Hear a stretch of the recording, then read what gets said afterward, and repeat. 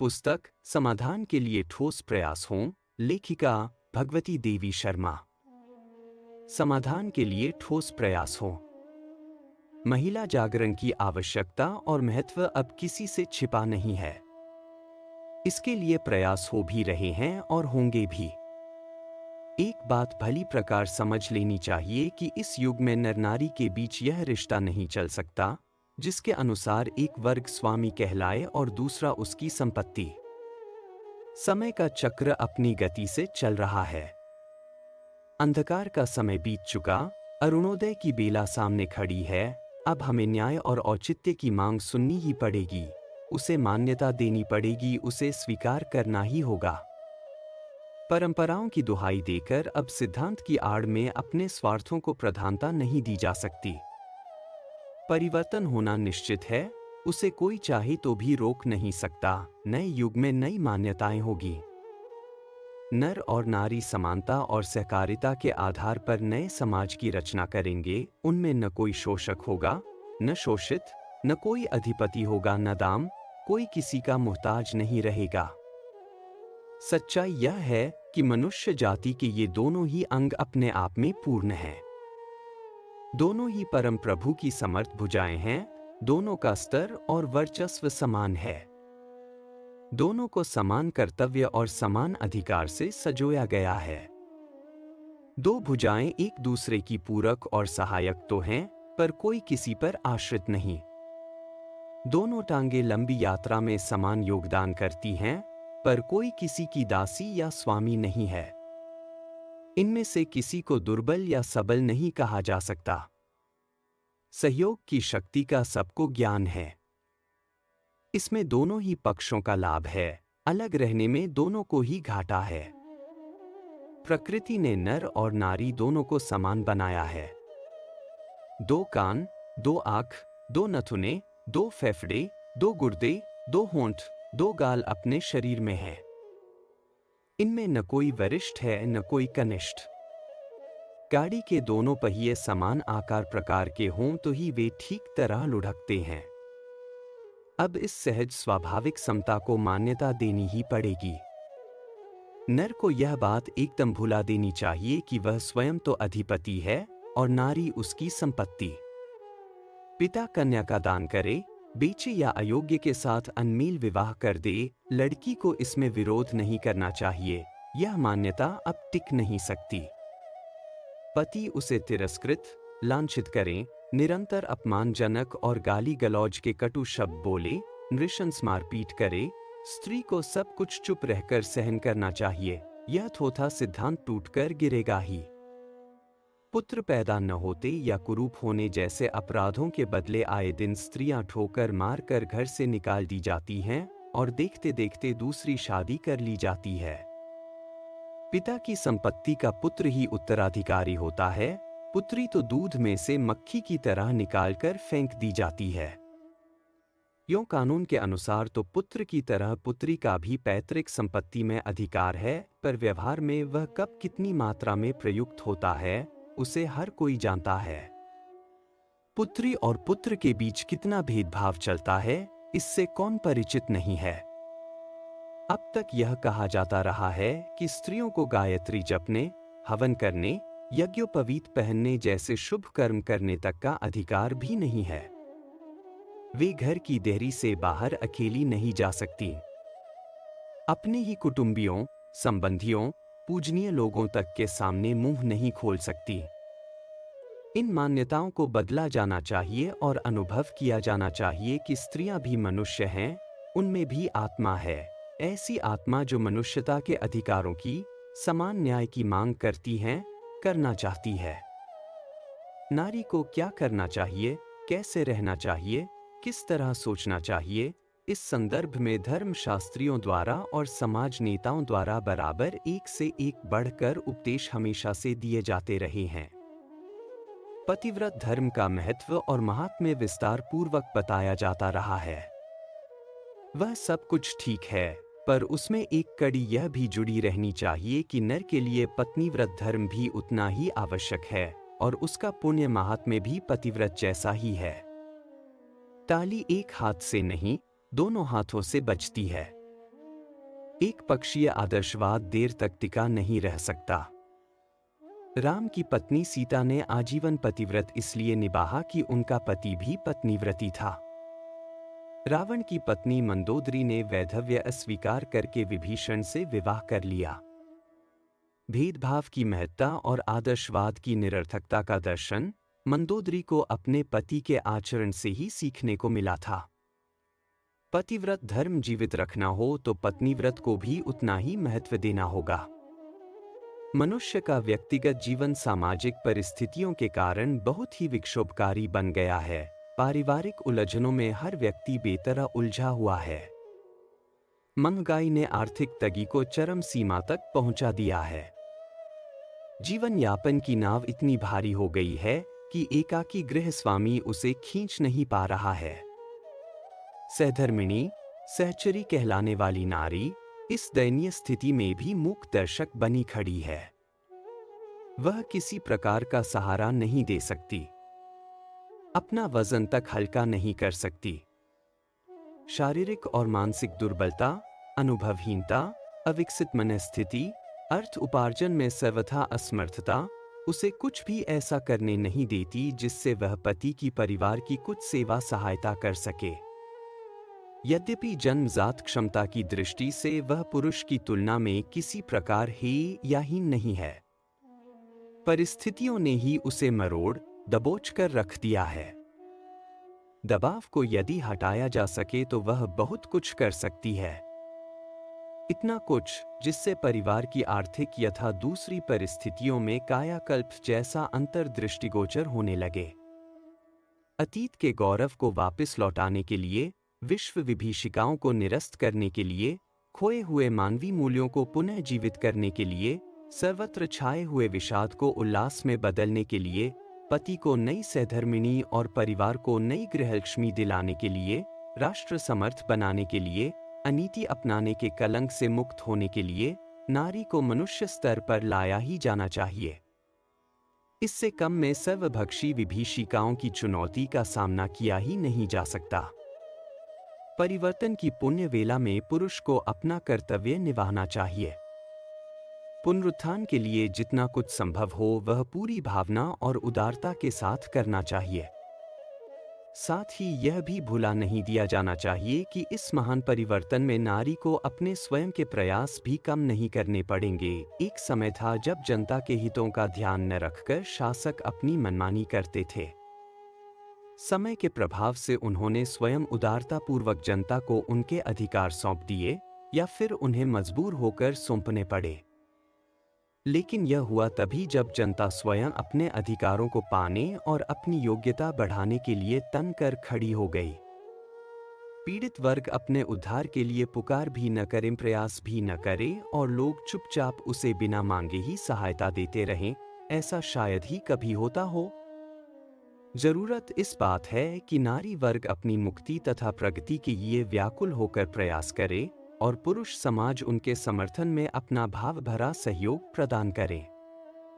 पुरुषों द्वारा बीच में बरती गई अनीति का यह सुंदर प्रायश्चित भी हो जाएगा और भूल सुधार का लाभ भी मिल जाएगा।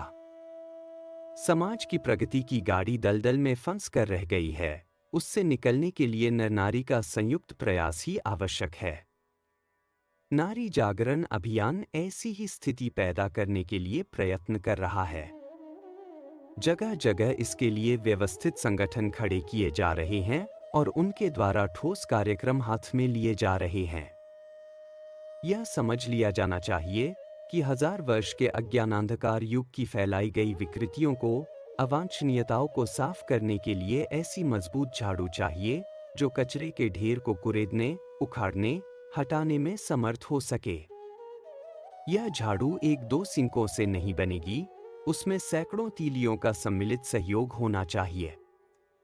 इतना महत्वपूर्ण किंतु इतना कठिन प्रयोजन संघ शक्ति का उदय किए बिना और किसी भी तरह संभव नहीं हो सकता। छुटपुट वैयक्तिक प्रयत्नों की कुछ बूंदें इस जलते तवे को ठंडा करने में कुछ कारगर सिद्ध न होंगी। इस दावानल को शांत करने के लिए घटाओं की अनवरत बूंद वर्षा ही कारगर होगी। नारी को पद्दलित स्थिति से उबार कर उसके सहज स्वाभाविक उच्च स्थान पर पहुंचाने का युगांतरकारी प्रयत्न संघ शक्ति के सहारे ही सफल हो सकेगा। काल चक्र अपनी धुरी पर द्रुत गति से परिभ्रमण कर रहा है। नारी का पुनरुत्थान अगले दिनों की सुनिश्चित संभावना है। इस महापरिवर्तन के समय चक्र को अवरुद्ध कर सकना अब किसी के लिए भी संभव नहीं। अच्छा यही है कि प्रत्येक जागृत आत्मा समय की गति को पहचानने और उदीयमान सूर्य को अपना श्रद्धान्वित अभिवंदन प्रस्तुत करे। जागृत आत्माएं सदा अग्रिम मोर्चे पर रहती हैं। आंधी में पत्ते तो विवश होकर भी उड़ते हैं, सराहना उनकी है जो अपने शौर्य साहस का परिचय अग्रिम मोर्चे पर खड़े होकर प्रस्तुत करते हैं। राष्ट्र के स्वतंत्रता आंदोलन में लाखों ने बलिदान दिए, पर जो अग्रणी रहे, यश उन्हीं को दिया जाता रहा, श्रेय उन्हीं ने पाया। यह उचित भी था। वातावरण बनाने, आगे रहने और शुभारंभ कराने में असाधारण आत्मबल चाहिए। उपहास, व्यंग, असहयोग और विरोध सहते हुए भी जो बढ़े, वे मनस्वी इसी योग्य हैं कि उन्हें भरपूर सराहा जाए। चलती गाड़ी पर तो कोई भी सवार हो सकता है, बहती नदी में तो तिनका भी बहने लगता है। आरंभ यहीं से होना है कि जागृत आत्माएं स्वयं आगे बढ़े, अपने साहस का परिचय अपने निजी परिवार में उस तरह का वातावरण बनाकर दें जिसकी मांग नवयुग ने प्रत्येक विवेकशील और न्यायनिष्ठ व्यक्ति से की है। घर परिवार में नारी को उचित सम्मान और सहकार मिलना चाहिए। अपने पिछड़ेपन से पिंड छुड़ाने और आगे बढ़ने के लिए उन्हें अवसर देना चाहिए और साधन जुटाने चाहिए। साथ ही उसे संघ शक्ति के साथ मिलकर नई चेतना ग्रहण करने और नई प्रेरणा प्रस्तुत कर सकने की स्थिति में भी पहुंचाना चाहिए। इसके लिए यह आवश्यक है कि वह अभियान में सम्मिलित होकर बहुत कुछ पाने और देने का दोहरा लाभ प्राप्त कर सके। यह कार्य जादू की छड़ी घुमाने से नहीं होगा। इसके लिए प्रबल प्रयत्न करने होंगे और उसमें कितनी ही प्रतिभाओं को अपना आपा होम देने का साहस करना होगा। अब तक इस समस्या को हल्की फुल्की माना जाता रहा है और प्रचार प्रस्तावों तक ही सुधार कार्य सीमित रहा है। अब समय ने कुछ ठोस काम करने के लिए आह्वान किया है और कार्य के अनुरूप अधिक संख्या में अधिक सुयोग्य व्यक्तियों को इस प्रयास में जुट पड़ने का आमंत्रण भेजा है। उसे स्वीकार किया ही जाना चाहिए। नारी पुनरुत्थान इतना महत्वपूर्ण और इतना व्यापक कार्य है कि उसके लिए प्रत्येक विवेकवान व्यक्ति को अपने अपने ढंग से योगदान करना ही चाहिए। इसमें हर स्थिति का हर व्यक्ति कुछ न कुछ निश्चित रूप से कर ही सकता है। यदि आवश्यकता को भली प्रकार समझ लिया जाए और समस्या का समाधान महत्वपूर्ण प्रतीत होने लगे तो शिक्षित अशिक्षित, नर नारी, बाल वृद्ध, धनी दरिद्री, हर किसी के लिए यह संभव है कि वह अपनी वर्तमान स्थिति में रहते हुए भी किसी न किसी प्रकार सहयोग कर सके। अपनी घरों की स्त्रियों का स्तर ऊंचा उठाने के लिए उन्हें कई प्रकार की सुविधाएं दी जा सकती हैं। जो शिक्षित हैं वे ठान ले कि परिवार की स्त्रियों में जो निरक्षर हैं उन्हें साक्षर बनाने के लिए नित्य ही कुछ समय नियमित रूप से दिया करेंगे। जो थोड़ी पढ़ी हैं उन्हें अधिक पढ़ाने का पथ प्रशस्त करेंगे। शिक्षित व्यक्ति यदि यह प्रतिज्ञा कर लें कि वे अपने घर की महिलाओं की शिक्षा बढ़ाने के लिए लगातार प्रयत्न करेंगे तो नारी अशिक्षा निवारण की दिशा में बहुत काम हो सकता है। 8वें दर्जे से ऊंची कक्षाओं में पढ़ने वाले बच्चों में भी इतनी योग्यता हो जाती है कि वे अपनी बहनों भतीजियों तथा माता, चाची, ताई, बुआ आदि को रुचिपूर्वक पढ़ा सकें और खेल खेल में ही एक सीमा तक इस महाअभियान के भागीदार बन सकें। वृद्ध लोग अथवा गृहपति घर की महिलाओं में पढ़ने का उत्साह उत्पन्न करने के लिए अपने प्रभाव का उपयोग कर सकते हैं। बड़े लोग आग्रहपूर्वक समझावे तो जिन महिलाओं में उत्साह न हो उनकी भी इच्छा जाग सकती है। व्यस्त लोग स्वयं नहीं पढ़ सकते तो घर की स्त्रियों को तो अवसर दे ही सकते हैं। पुरुष चाहें तो अपने घर की उत्साही महिलाओं को नव जागरण अभियान में सम्मिलित होने से रोक भी सकते हैं और वे चाहें तो अनिच्छाग्रस्त मनस्थिति में भी आकांक्षा जगा सकते हैं और सुबोध दे सकते हैं। समय की मांग है कि पुरुष वर्ग नारी को रोके नहीं, वरन प्रगतिशील कदम बढ़ाने के लिए आवश्यक उत्साह, मार्गदर्शन एवं सहयोग प्रदान करें। यह कदम ऐसे हैं जिन्हें कामकाजी अशिक्षित एवं निर्धन व्यक्ति भी उठा सकते हैं। व्यस्त पुरुषों को भी प्राय आधा समय घर परिवार के साथ रहने में बिताना पड़ता है। यदि इस समय में घर की नारियों को विकासोन्मुख होने के लिए प्रोत्साहन तथा साधन प्रदान करते रहें तो निश्चित रूप से हर समझदार व्यक्ति कम से कम अपने परिवार की महिलाओं को ऊंचा उठाने में बहुत हद तक सफल हो सकता है। महिला जागरण की दिशा में यह एक ऐसा सहयोग है जिससे हर व्यक्ति अपने अपने स्थान पर पूरा कर सकता है। घर परिवार में पुरुषों द्वारा महिलाओं को प्रोत्साहन देना और छटपुट साधन उपलब्ध कराना यूं कहने सुनने में सामान्य सा कार्य भले ही लगे, किंतु इसका व्यावहारिक प्रतिफल बड़े उत्साहवर्धक और उपयोगी रूप में सामने आ सकता है। अभियान की उपयोगिता और विशालता पर विचार करने वाले प्रत्येक सद्भाव संपन्न व्यक्ति का अंतरात्मा यह स्वीकार करेगा कि मातृपक्ष को समर्थ बनाने के लिए उसका भी कुछ न कुछ योगदान होना ही चाहिए। यह आर्थिक सहायता के रूप में भी हो सकता है। शिक्षा, स्वावलंबन जैसे प्रयोजनों के ढांचे खड़े करने में पग पग पर पैसे की जरूरत पड़ेगी। प्रचारात्मक, रचनात्मक और संघर्षात्मक स्तर के कितने ही कदम उठाने पड़ेंगे और वे सभी ऐसे साधनों की अपेक्षा रखेंगे जो पैसे से ही संभव हो सकते हैं। इसके लिए अपनी आमदनी का एक अंश देने की बात सोची जानी चाहिए और उसे युग की मांग समझकर उदारतापूर्वक गांठ खोलनी चाहिए। स्थानीय प्रौढ़ पाठशाला तथा अभियान की अन्यान्य गतिविधियों को अग्रसर करने के लिए व्यवस्था करना उदार मन वाले व्यक्तियों की सद्भावना पर ही निर्भर रहेगा। ऐसे सहयोगी कम न पड़ने चाहिए। नारी को समर्थ बनाने के लिए सबसे पहले उसे सुशिक्षित बनाना होगा। लड़कियों की शिक्षा तो स्कूलों में भी चल सकती है, लेकिन बढ़ी उम्र की जो महिलाएं अशिक्षित और अविकसित स्थिति में गुजर कर रही हैं, उनके लिए प्रौढ़ शिक्षा का इंतजाम बड़े पैमाने पर करना होगा। सरकार के लिए स्कूली शिक्षा का इंतजाम कर पाना ही कठिन पड़ रहा है। गृहस्थ और प्रौढ़ महिलाओं की शिक्षा की समस्या का हल हमें जन स्तर पर ही निकालना होगा। इस महत्वपूर्ण कार्य को पीछे कभी के लिए नहीं छोड़ा जा सकता। लड़कियां बड़ी होकर समाज को प्रभावित करने की स्थिति में पहुंचे उतना समय प्रतीक्षा में नहीं बिताया जा सकता। प्रौढ़ नारी की शिक्षा का प्रबंध आज ही करना होगा ताकि कुछ ही समय में उसके सत्परिणाम सामने आ सके। यह कार्य जन स्तर पर बहुत बड़े रूप में आरंभ की जाने वाली प्रौढ़ शिक्षा योजना से ही संभव हो सकता है। उसके लिए अब तुरंत प्रयत्न आरंभ कर दिए जाने चाहिए। आमतौर से तीसरे प्रहर 2 से 5 तक 3 घंटे ही प्रौढ़ महिलाओं के पास फुर्सत के रहते हैं। इसी समय में हर जगह सुव्यवस्थित महिला प्रौढ़ विद्यालय चल पड़े, इसकी सुनिश्चित योजना बन ही जानी चाहिए। इसके लिए जो भी साधन जुटाने आवश्यक हैं, उन्हें जुटाना समय की अनिवार्य मांग समझी जानी चाहिए।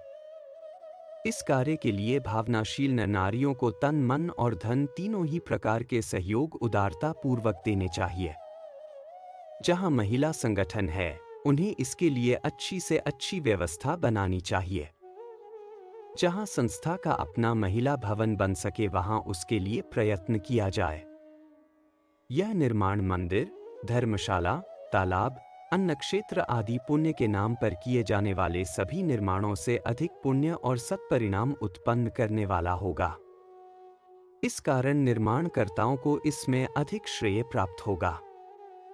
उदार और प्रभावशाली लोग यदि इस निर्माण की उपयोगिता समझ सकें, तो उनकी सहायता से अथवा जनसाधारण का मुट्ठी मुट्ठी सहयोग एकत्रित करके यह निर्माण भी संभव हो सकता है। संपन्न और भावनाशील लोगों तक यह आवाज पहुंचाई जानी चाहिए। जिनके कान में यह बात पड़े, वे यदि नारी जागरण की उपयोगिता अनुभव कर सकें, तो उन्हें ऐसे निर्माणों को करने या कराने का संकल्प ले ही लेना चाहिए। उसके लिए समय एवं धन के लिए बढ़ी चढ़ी उदारता का परिचय देना चाहिए। ऐसे शुभ संकल्पों में ईश्वरीय सहायता मिलती है। आदर्श एवं पुरुषार्थ का समन्वय सदा हो सफलता प्रस्तुत करता रहा है।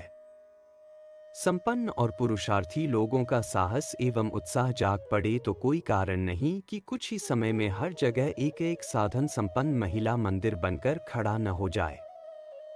यदि वैसा न हो सके तो मांगकर या किराए का कोई स्थान लेकर यह नारी प्रौढ़ शिक्षा का पुनीत कार्य जल्दी से जल्दी चालू कर देना चाहिए। मंदिरों, धर्मशालाओं तथा अन्य सार्वजनिक संस्थानों में ढेरों जगह खाली पड़ी रहती है। स्कूलों के कमरों का भी उपयोग इसके लिए किया जा सकता है। जहां वैसी सुविधा हो वहां उसका भी लाभ लिया जा सकता है। नारी समस्या कोई छोटी समस्या नहीं है। आधी जनसंख्या के पिछड़ेपन को दूर करने की पुनरुत्थान की बात सामान्य नहीं कही जा सकती। 1000 वर्ष से जड़ जमाए बैठी नर और नारी के सहयोग में भारी अड़ंगा बनकर खड़ी हुई इस भयानक स्थिति को दूर करना बड़ा महत्वपूर्ण काम है। इसका क्षेत्र कितना बड़ा है, काम कितना वजनदार है, यह देखते हुए यह अंदाज आसानी से लगाया जा सकता है कि इसके लिए कितने बड़े प्रयत्न करने होंगे और कितने अधिक साधन जुटाने होंगे। जिनने भारतीय स्वतंत्रता का इतिहास पढ़ा है और उसे निकट से देखा है, वे जानते हैं कि उसमें कितनी जनशक्ति झोंकनी पड़ी थी। आधी जनसंख्या को लकवाग्रस्त जैसे मुहताजों की स्थिति से मुक्त कराने के लिए उससे कम नहीं, बल्कि कुछ अधिक ही त्याग बलिदान की जरूरत पड़ेगी।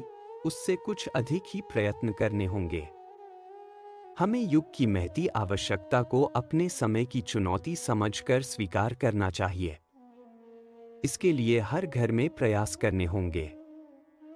हर पुरुष नारी को आगे बढ़ाने का अपना पवित्र कर्तव्य समझे और उसे महिला जागरण अभियान के कार्यक्रमों में शामिल होते रहने के लिए उत्साह दिलाता रहे, मार्गदर्शन प्रदान करे, तो प्रगति काफी तेजी के साथ हो सकती है। आजकल पुरुष वर्ग काफी व्यस्त है। यह बहुत कठिन है कि वह घर में ही महिलाओं के प्रशिक्षण की लंबी व्यवस्था बना सके। यह केवल अच्छा सहयोगी बन सकता है यदि वह अपने परिवार की नारियों को अभियान के साथ जोड़ने भर का साहस दिखा सके तो आगे की प्रगति अपने ढंग से आप ही होने लगेगी। इतना तो हर व्यक्ति को करना ही चाहिए। उसे उपेक्षित नारी को मानवोचित स्तर तक पहुंचाने की उपयोगिता, आवश्यकता समझ ही लेनी चाहिए। जहां उतनी बात मान ली जाएगी वहां बहुत कुछ सोचना और करना भी संभव हो जाएगा। सच्चे मन से किए गए प्रयत्न सदा अच्छे फल देते रहे हैं और देते रहेंगे। नारी को यदि बढ़ने का अवसर दिया जा सके तो कुछ ही दिनों में उसके चमत्कारी लाभ सामने आ सकते हैं। शिक्षित नारी परिवार संस्था का पुनर्निर्माण करके घर में स्वर्गीय वातावरण बना सकती है। पति के लिए सच्ची सहयोगिनी, संतान के लिए महान निर्माणकर्त्री और पूरे परिवार के लिए सच्ची गृहलक्ष्मी सिद्ध हो सकती है। अपने आप में उसका व्यक्तित्व शारीरिक एवं मानसिक समर्थता से भरा पूरा बन सकता है। साहित्य और कला क्षेत्र में यदि नारी को बढ़ने दिया जाए तो उसकी सहज प्रकृति उसको भी अशुभ में शुभ बना सकती है। इन दोनों क्षेत्रों को शालीनता से इस प्रकार भर सकती है कि जनमानस की भावना का प्रवाह स्वर्गीय संवेदनाओं की ओर तेज गति से बढ़ता देखा जा सके। आज तो साहित्यकार, कवि, चित्रकार, मूर्तिकार, प्रकाशक सभी मिलकर मातृशक्ति को द्रौपदी की तरह भरी सभा में नंगी करने पर तुले हुए हैं। कामुक अश्लीलता की पशुता भड़काने और नारी को रमणी, कामिनी के रूप में प्रस्तुत करके पैसा कमाने का लोभ जिनके ऊपर प्रेत पिशाच की तरह चढ़ा हुआ है, उन्हें पीछे धकेलकर सुसंस्कृत साहित्यकार और कलाकार महिला ही अपनी शालीनता का स्तर बनाए रख सकती है। यदि इन क्षेत्रों में नारी का प्रवेश संभव हुआ हो तो नवयुग के सपने कल परसों ही सार्थक होते दिखाई पड़ेंगे। राजनैतिक क्षेत्र में भी यदि नारी को प्रवेश करने का अवसर मिला तो वह अपनी सहज पवित्रता और उदारता का समावेश करके राजनीति को भी धर्म नीति की तरह पवित्र बना देगी। ऐसा हुआ तो आज की कूटनीति तब सत्युगी शासन तंत्र का संचालन कर रही होगी।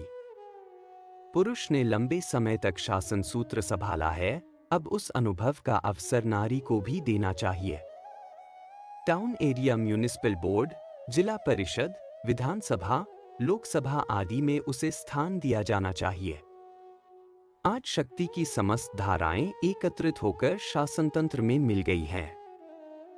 इस शक्ति को शालीनता के साथ उपयोग में लाने के लिए उस पर नारी का प्रभाव आवश्यक है। इस क्षेत्र में प्रवेश करना नारी के लिए कठिन नहीं है। मतदान में नारी स्पष्ट बहुमत पा सकती है, आधे वोट उनके अपने हैं। पुरुषों में से विचारशील वर्ग, जो नारी के राजनीति में प्रवेश के लाभ समझते हैं, वह भी उन्हें बड़ी संख्या में समर्थन देंगे। इस प्रकार लगभग 2/3 वोटों के बहुमत से सुयोग्य महिलाएं बड़ी आसानी से सत्तारूढ़ हो सकती हैं। आज तो यह सब विनोद उपहास जैसा लगता है, पर यह एक सच्चाई भी है कि यदि राजनीति में, शासन संचालन में उन्हें उचित प्रतिनिधित्व मिल सका, तो आज की कूटनीति कल धर्मनीति में बदलते देर न लगेगी। आज का राजकाज कल धर्मराज्य के, रामराज्य के रूप में परिणत होता दिखाई पड़ेगा। सार्वजनिक सेवाओं और सरकारी विभागों में भले ही अन्य सारे विभाग पुरुषों को दे दिए जाएं, पर शिक्षा, चिकित्सा और समाज कल्याण विभाग तो मात्र नारी के लिए ही सुरक्षित रखे जाने चाहिए। यह 3 विभाग ऐसे हैं जिनमें आकर सहृदयता, सहिष्णुता एवं अधिक सृजनात्मक दृष्टिकोण की आवश्यकता है। इन तीनों मोर्चों पर वह बहादुरी और कुशलता के साथ लड़ सकती है और इन क्षेत्रों में शानदार परंपराओं को जन्म दे सकती है। रूढ़िवादी लोग नारियों और अछूत को उनके मानवोचित अधिकारों, इंसानियत के हकों से वंचित करते रहे हैं। इन दोनों ही वर्गों को उन्होंने पवित्र ग्रंथों के अध्ययन तथा दूसरे क्षेत्रों में सामान्य नागरिक अधिकारों से वंचित रखा है। इस कारण से वे दोनों ही पिछड़ गए। प्रतिबंधों की दृष्टि से नारी शूद्रों से भी अधिक घाटे में रही। अछूतों को पर्दे में तो नहीं जकड़ा गया। हमारे संविधान ने इन दोनों को कानूनी दृष्टि से समानता के अधिकार दिए हैं, वह उचित ही हुआ। हरिजनों का पिछड़ापन दूर करने के लिए उन्हें शासन द्वारा कई सुविधाएं दी गई है। नारी को भी वैसी ही विशेष सुविधाएं मिलनी चाहिए, ताकि हरिजनों की भांति उसे भी अपना पिछड़ापन दूर करने का अवसर मिल सके। जिनके पास श्रम शक्ति, बुद्धि शक्ति, प्रभाव शक्ति, धन शक्ति आदि विभूतियां हैं, उन्हें नारी जागरण अभियान के लिए नियोजित किया जाना चाहिए, उन्हें आग्रह पूर्वक इसमें लगाया जाना चाहिए। इस कार्य की आवश्यकताएं बहुत हैं, बहुत तरह की हैं। उन्हें पूरा करने के लिए तरह तरह के साधन जुटाने पड़ेंगे। वे उदार तबीयत के विवेकशील लोगों के सहयोग से ही पूरे होंगे। युग देवता ने याचना की है कि जागृत आत्माएं कंजूसी न बरतें, वरन बढ़ चढ़कर उदार योगदान दें और समय की अति महत्वपूर्ण मांग को पूरा करने के लिए अपने कर्तव्य का पालन करें। पत्रकार, प्रकाशक, साहित्यकार, कवि, गीतकार, चित्रकार, अभिनेता, वक्ता, विद्वान, धर्मोपदेशक और राजनेता वर्ग के लोग जन जन को नारी के प्रति अधिक उदार बनाने की भाव भरी प्रेरणाएं दे सकते हैं। धनी वर्ग को अपनी दानशीलता की धारा कुछ दिन तो इस उपेक्षित क्षेत्र को सींचने के लिए विशेष रूप से मोड़ ही देनी चाहिए। धर्म, अध्यात्म, कृषि, पशुपालन, व्यवसाय, उद्योग, शिक्षा, चिकित्सा जैसे किसी भी क्षेत्र के उत्तरदायित्व नारी को सौंपे जाएं, तो प्रतीत होगा कि उसने जिम्मेदारियों को अधिक जागरूकता, मुस्तैदी और शालीनता के साथ निभाया है। नर का दृष्टिकोण थोड़ा उदार बन जाए और नारी को चरणदासी बनाए रहने की अपेक्षा सहयोगिनी के रूप में साथ लेकर चले, तो सारा वातावरण ही बदल जाएगा और आज की उलझी हुई समस्याएं कल सहज सुलझी हुई दिखाई देने लगेंगी। ऐसा करके पुरुष वर्ग भी यश और लाभ का ही भागीदार बनेगा। पराधीनता के कठिन बंधनों से मुक्ति पाते ही भारतीय नारी अपना खोया हुआ स्वास्थ्य, ज्ञान, मनोबल, वर्चस्व, अनुभव, व्यक्तित्व आदि कुछ ही समय में फिर से प्राप्त कर लेगी। पिछड़ापन उसके ऊपर थोपा गया है। वास्तव में वह वैसी नहीं है जैसी कि बना दी गई है। अवसर मिलने भर की कठिनाई है। तनिक सी सुविधा मिले तो वह संसार भर की प्रगतिशील नारियों की तुलना में अधिक आगे की पंक्ति में खड़ी दिखाई देगी। विकसित भारतीय नारी अपने सहयोग और अनुदान से अपने समाज और राष्ट्र को कितनी ऊंची, कितनी सुख शांति भरी स्थिति तक पहुंचा सकती है, इसके कल्पना चित्र जब आंखों के आगे गुजरते हैं तो उज्जवल भविष्य की झांकी हृदय को प्रसन्नता से भर देती है। ऐसी सुखद स्थिति को साकार बनाने के लिए ही महिला जागरण सम्मेलनों का देशव्यापी क्रम चलाया गया है। नारी को विश्वस्त मित्र और सम्मानास्पद स्वजन का स्थान मिलना चाहिए। उसे प्रताड़ित, पद्दलित रखने में नहीं, सघन सहयोगी बनाने में लाभ समझा जाना चाहिए। उदारता के बीज बोकर नारी की सत्ता द्वारा धरती माता के प्रतिदानों की अपेक्षा कम नहीं, कुछ अधिक ही पाने की आशा की जानी चाहिए। यह नीति श्रेयस्कर है। लाखों वर्षों तक इसी नीति पर चलकर भारत ने बहुत कुछ पाया था। राजनैतिक स्वतंत्रता इस शताब्दी की हमारी बहुत बड़ी उपलब्धि है। 1000 वर्ष की परतंत्रता का दूसरा दुख सिर पर से उतर गया। अब बनाने बिगाड़ने की हमें पूरी स्वतंत्रता है। दूसरी उपलब्धि इसी युग की यह होनी चाहिए कि भारत ने नारी उत्पीड़न का कलंक भी अपने मुख से धो डाला। यह अवसर लाया जाए कि वह अपनी स्वतंत्र प्रतिभा का विकास कर सके, स्वाधीनता की स्वच्छ वायु में सांस ले सके, उदीयमान आलोक में बैठकर अपनी जकड़ी अकड़ी नसनाड़ियों को गर्मा करके फैला फुला सके। उसका दोहन छोड़ा जाए और स्वेच्छा, सहयोग पाया जाए। यह कितनी सुखद स्थिति होगी, इसकी कल्पना करने मात्र से हृदय हुलसने लगता है। देश को राजनैतिक पराधीनता से मुक्त करने वालों ने स्वतंत्र भारत के सुनहरे स्वप्न देखे थे और उन चित्रों में रंग भरने के लिए अपना भाव भरा उत्सर्ग प्रस्तुत किया था। स्वतंत्रता का उत्तरार्ध उससे कम नहीं अधिक महत्व का है। उसके लिए अपनी पीढ़ी को ऐसे ही स्वप्न संजोने चाहिए और उत्सर्ग के ऐसे ही ठाठ रोपने चाहिए जैसे कि बलिदानी वीरों ने संजोए थे। पिछली पीढ़ी अपनी परीक्षा में सफल हो गई और श्रेयाधिकारी बनकर यशस्वी भूमिका निभा गई। इस पीढ़ी का काम है कि लड़ाई के उत्तरार्ध को पूरा करे। नारी मुक्ति के स्वतंत्रता संग्राम में महिला जागरण अभियान में अपनी ऐतिहासिक भूमिका प्रस्तुत करे। महिला जागरण में प्रधान भूमिका महिलाओं की होगी, यह बात ठीक है, किंतु आरंभ में इसके लिए पुरुष वर्ग का सहयोग आवश्यक है। अपने देश में सुशिक्षित और सुयोग्य महिलाओं की संख्या कम है। जो हैं, वह अपनी नौकरी चाकरी तथा घरेलू कामकाज में व्यस्त हैं। सार्वजनिक क्षेत्र में प्रवेश कर सकने और उस दिशा में निरंतर श्रम करने की स्थिति में जो हैं, उनमें से कदाचित ही कुछ इस दिशा में सोचती हैं। यदि वे चाहें तो भी वे अपने पास पड़ोस के छोटे से क्षेत्र में ही कुछ कर सकती हैं। समय की पुकार इस अभियान को आंधी तूफान की तरह व्यापक बना देने की है। उसे दावानल की तरह द्रुतगामी और गगनचुंबी बनना चाहिए। इसलिए इसका प्रथम उत्तरदायित्व प्रगतिशील पुरुष वर्ग पर डाला गया है। यह जोर देकर कहा गया है कि पश्चाताप प्रायश्चित के रूप में भी और उज्जवल भविष्य की अनिवार्य आवश्यकता समझकर भी नारी पुनरुत्थान का सूत्र संचालन उसी को करना चाहिए। नारी अग्रिम मोर्चे पर खड़ी जरूर होगी, पर उसे इसकी सफल भूमिका निभा सकने की स्थिति तक पहुंचाने के लिए पुरुषों को अपने घरों की नारियां आगे धकेलनी होंगी।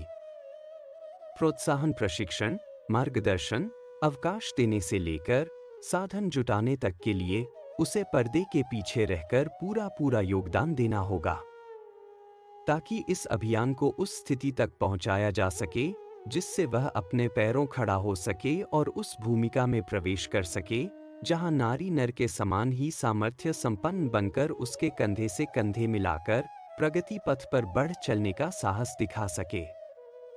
प्रारंभिक ढांचा मजबूत पैरों पर खड़ा होते ही चिंतन एवं कार्यक्रम को सुविस्तृत बनाना होगा और तदनुरूप योजनाएं बनानी होंगी। समस्या आधी जनसंख्या की है और उस पिछड़ेपन की है जो 1000 वर्ष से क्रमशः सघन और भारी होता चला आया है। टूटी हुई नारी को उठाना और नर को उपलब्ध निरंकुशता की पकड़ ढीली करने के लिए मनाना, यह दोहरी कठिनाई है। क्षेत्र की व्यापकता और कार्य की गुरुता को देखते हुए सहज ही यह अनुमान लगाया जा सकता है कि इसके लिए कितने अधिक प्रयत्न करने होंगे और कितने बड़े साधन जुटाने होंगे। नारी पुनरुत्थान का कार्य स्वतंत्रता आंदोलन जीतने से कहीं अधिक बड़ा काम है। बड़ा काम बड़ प्रयास, बड़े साधन और बड़े बलिदान चाहता है। स्वतंत्रता प्राप्ति के लिए बहुत सूझबूझ के साथ हर स्तर पर मोर्चाबंदी की गई थी, यह सभी को ज्ञात है। नारी पुनरुत्थान के लिए उससे बड़ा ही चक्रव्यूह रचना होगा और उससे अधिक ही साधन जुटाने का प्रयत्न करना होगा। इसके लिए कुछ लोगों को इसी कार्य में पूरे मनोयोग से जुट जाना पड़ेगा। यह अच्छी नीति है कि एक व्यक्ति अपना एक लक्ष्य बनाए और उसी में पूरी तरह जुट जाए। बिखराव की अपेक्षा लक्ष्य निर्धारण और उसमें तन्मय होने पर कितना बड़ा काम ही हो सकता है, इसकी परीक्षा कोई भी कभी भी कर सकता है। व्यास धर्म ग्रंथ ही रचते रहे। ठक्कर वापा ने हरिजन उत्थान के अतिरिक्त दूसरी बात सोची ही नहीं। गांधी जी भारत की स्वतंत्रता का ही लक्ष्य बनाकर चले। विनोबा का चिंतन सर्वोदय पर केंद्रित रहा। इन सब के परिणाम लाभप्रद ही निकले। बहन, पुत्री और माता के लिए सद्भाव संपन्न मनुष्य पवित्र और कोमल भावनाएं रखते हैं। राखी का महत्व समझते हैं, मातृ ऋण चुकाते हैं और पुत्री को स्नेह दुलार देकर उसके भविष्य को उज्जवल बनाने के लिए सामर्थ्य भर जो बन पड़ता है सो करते हैं। धर्म पत्नी के लिए उदात्त व्यक्ति अपना मैत्री कर्तव्य निभाते और बढ़ चढ़कर अनुदान देते हैं। यह दायरे व्यक्तिगत क्षेत्र तक ही सीमित न रहकर समूची नारी जाति तक विकसित होने चाहिए और उसे गई गुजरी स्थिति से ऊपर उठाकर उपयुक्त स्तर तक पहुंचाने के लिए वह करना चाहिए जो एक सहृदय अंतःकरण संपन्न पुरुष को शोभा देता है। विश्व नारी ने आज जहां कहीं भी पौरुष जिंदा हो, उसके नाम राखी भेजी है और अपने उद्धार में योगदान मांगने के लिए अंचल फैलाया है।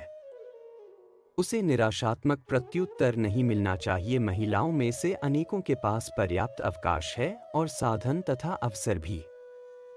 वे चाहें तो अपनी आत्मा को समस्त नारी जाति में ओतप्रोत देख सकती हैं और अपने निज के लिए जो सोचती हैं, वही समस्त नारी समाज के लिए सोच सकती हैं। गृहस्थ के उत्तरदायित्वी होते हुए भी वे बहुत काम कर सकती हैं। समय कम मिलता हो तो अपने परिवार के अन्य लोगों को नारी जागरण की दिशा में कुछ समय लगाने और ध्यान देने की प्रेरणा कर सकती हैं। जिनके पास साधन हैं, वे उन्हें इस पुण्य प्रयोजन में लगाने की बात सोच सकती हैं। आइए हम सब नया साहस समेटें, नया दृष्टिकोण विकसित करें, नीति और न्याय का समर्थन करें तथा नया संसार बनाने में जुट जाएं। महिला जागरण इसी दिशा में एक अति महत्वपूर्ण चरण है। मानव जीवन की सार्थकता के लिए, उज्जवल भविष्य का निर्माण करने के लिए हम सबको बहुत कुछ करना है।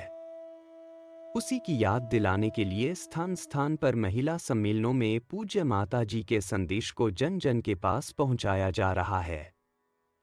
संदेश पहुंचाने का काम आसान है, लेकिन उसको चरितार्थ करना समर्थ लोगों का ही काम है। आशा की जाती है कि इसके लिए सबल संकल्प लेकर मनोबल संपन्न व्यक्ति आगे आएंगे, सशक्त हाथों से इस भार को उठाएंगे और दृढ़ चरणों से तीव्र गति के साथ प्रगति पथ पर बढ़ चलेंगे।